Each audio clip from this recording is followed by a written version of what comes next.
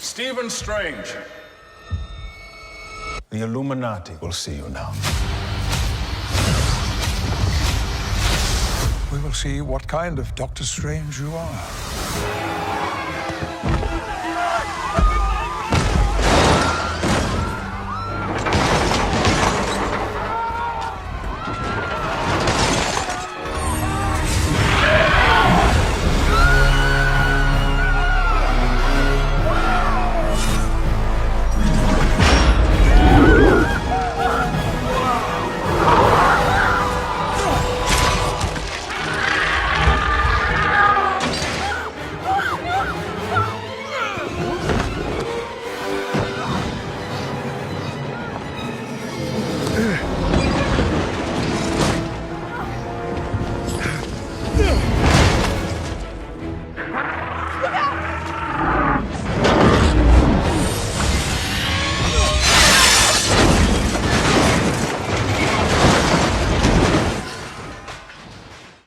Welcome back, everyone. This will be my brand new Doctor Strange Multiverse of Madness X-Men video. I'll also break down the CinemaCon footage that they showed off yesterday when Kevin Feige also announced that they're planning the next 10 years of Marvel movies right now. That's right, the next 10 years of your life are being mapped out. That's like a whole other saga after the Infinity Saga, like Secret War Saga. Mild shock. There's a whole bunch of Easter eggs here. Everybody is playing the X-Men theme song in their head while they're watching this. So if you're brand new to the channel, we're doing a giveaway for IMAX tickets. All you have to do to enter is be a subscriber and just leave your favorite moment from the trailers on the video. The movie's coming out next week, so all my really big Easter egg videos for the entire movie, my post-credit scene videos, will start posting after the movie comes out. My review video with no spoilers will post on Tuesday when we're allowed to post that.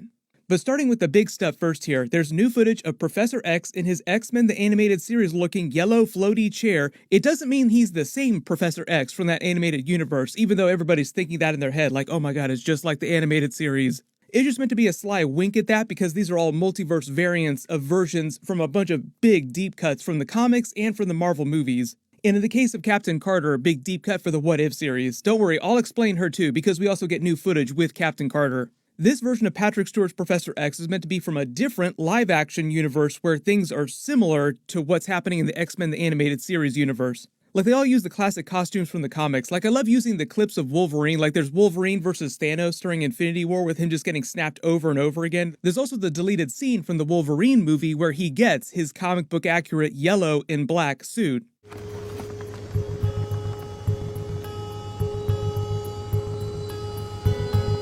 You have to imagine in this alternate universe where this version of Professor X comes from, he wears a costume that looks like that. The way that Hugh Jackman explained the Wolverine costume that he wore in all the different X-Men movies that he starred in, the Fox Marvel movies, is that originally when Bryan Singer did those X-Men movies, he and a lot of the Fox people were dead set against actually doing things exactly like the comics, making them all wear the comic book accurate costumes. They even have a line in that first X-Men movie where they make fun of the classic costumes. You actually go outside in these things?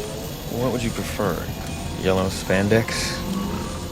Hugh Jackman even said that Bryan Singer banned comics on the set of that movie, and Kevin Feige had to go sneak comics around to a bunch of different people to give them insight into their characters. It wasn't until he was hired to be president of Marvel Studios later that people actually started listening to him. But if you wonder why you never actually saw Wolverine in any of those Fox Marvel movies wearing a costume like that, like you saw in the deleted scene, is because the people that controlled those movies didn't want to put him in it.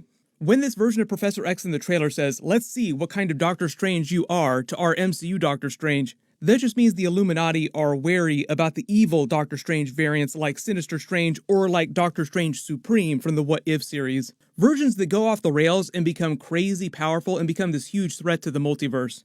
They don't know anything about our MCU Doctor Strange yet, so they're just treating him in a very cautious way. They are actually making new episodes of the real X-Men the Animated Series. It's called X-Men 97. I've done a couple videos about it before. The episodes will pick up after the ending of the original X-Men the Animated Series episodes that you remember watching way back in the 90s. So it'll be like them just continuing the story after a really, really long hiatus. Those will be coming to Disney Plus next year. And fun fact, one of the reasons why they did X-Men 2000 back in the day was because of the popularity of the animated series. That's why they were viewed as being more commercially viable than some of the other Marvel characters that they had access to at the time. There's brand new footage of Captain Carter, like I said, played by Haley Atwell. If that wasn't clear, she is Captain Carter. So it's live action Haley Atwell coming back from Avengers Endgame to do this, but she also came back to play the version during What If as well. So technically she has already come back to the MCU in a way. Her Captain America shield is painted to look exactly like the one from What If, with the British flag instead of the American flag. Her costume looks like the Captain Britain costume because she is a British version of Captain America.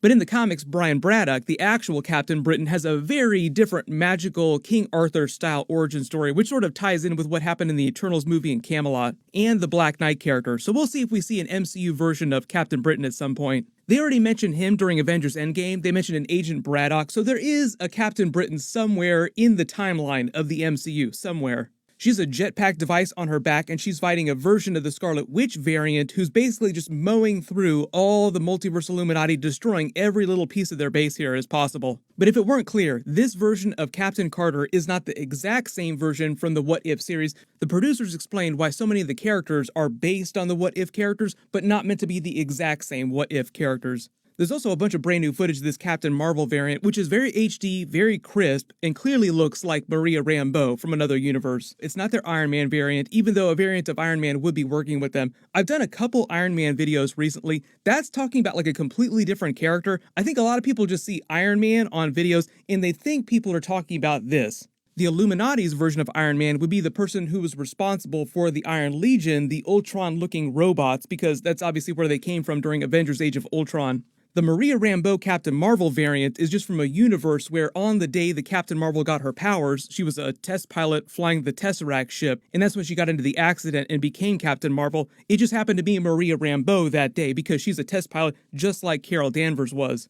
The reason why they're doing this Maria Rambeau Captain Marvel variant is because it's a deep cut from the actual Marvel comics, because originally Monica Rambeau called herself Captain Marvel long before, like many years before Carol Danvers ever called herself Captain Marvel. So they're just winking at that version even though it's Maria Rambeau instead of actual Monica Rambeau. Then there's a new scene of MCU Scarlet Witch destroying all the skeletal aspects of the Marvel Zombies version of Defender Strange later in the movie at the Darkhold Temple, looking all pissed off, and doing it just as quickly as Thanos got rid of all Doctor Strange's copies when he was doing the same spell during Avengers Infinity War, just splitting himself into all those different aspects.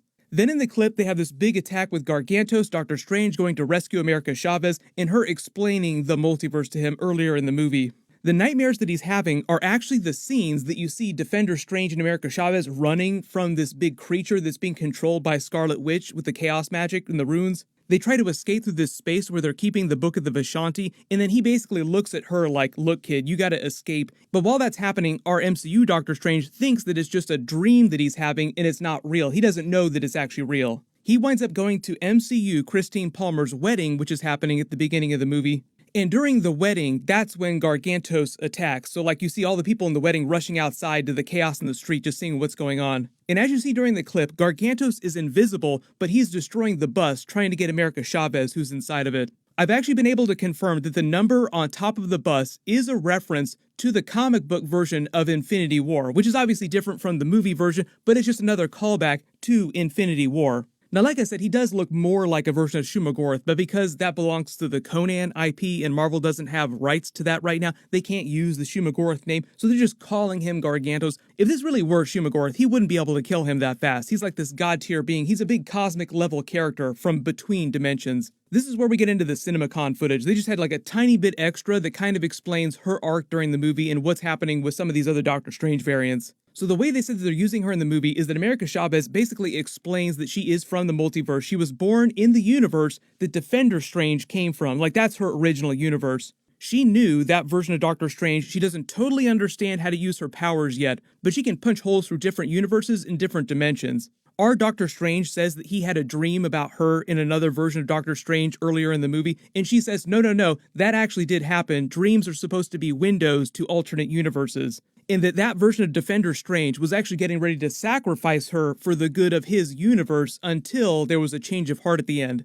Then right after she tells Doctor Strange dreams are the windows to alternate universes, the stuff that you saw actually happened, we actually see MCU Scarlet Witch in a version of Westview with a version of Billy and Tommy, and it's this scene with her in the black, but then we see her wake up. It was just a dream, but because of what we just saw happen with America Chavez, we know that she was actually witnessing the events of an alternate universe, seeing a real version of Billy and Tommy. But remember, her body is stuck in the MCU, so she was just seeing across universes. She wasn't literally traveling across universes yet. America Chavez explains that someone is trying to capture her and force her to open portals to alternate universes, so obviously that's the connection to why MCU Scarlet Witch is doing this. But if you spotted any other big Easter eggs in the new footage that I didn't talk about in the video, just write them below in the comments. Like I said, my non-spoilery review will probably post Tuesday morning. Make sure you enable alerts for that so you don't miss that. I'll name a giveaway winner in my next big video too. I'll post my full breakdowns, Easter eggs, everything from the movie post-credit scene videos later in the week after it actually comes out in theaters. Make sure you go see this movie as soon as possible because it looks like it is going to be crazy in the best possible way. Everyone click here for my full Moon Knight Episode 5 video and Easter eggs, and click here for my Doctor Strange 2 Living Tribunal video. Thank you so much for watching, everyone stay safe, and I'll see you guys in the next one.